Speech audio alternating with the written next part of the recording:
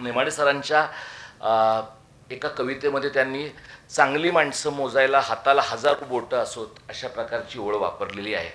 अशा प्रकारची हजारो माणसं, हजारो बोटं मराठी शाळांना लागतच नाही आहेत. अशी माणसं नाहीच आहेत आमच्या अवतीभोवती. गिरीश सामंत आमच्याबरोबर गेली 10 वर्ष आहेत, पण गिरीश सामंत +1 असं आम्हाला नाही करता आलेलं. आणि हे फक्त आमच्या कर्तृत्वाचा प्रॉब्लेम असं नाही आहे. समाजामध्ये राजकीय पक्ष, सगळं प्रशासन, सगळी माध्यमं, सगळं भांडवल हे मराठीच्या विरोधामध्ये काम करणार आहे.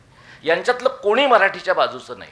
अति डावे, अति उजवे सगळे मराठी द्वेष्टे, मराठीच्या विरोधात काम करणारे, सांस्कृतिक जागतिकीकरणामुळे पूर्णतः भरडून निघालेले आणि दुकानं टाकणारे लोक आहेत.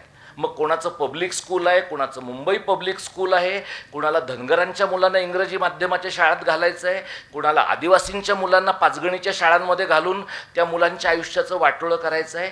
हे सगळं जे चाललं आहे ते समाजाच्या मूक आणि उघड संमतीने चालू आहे.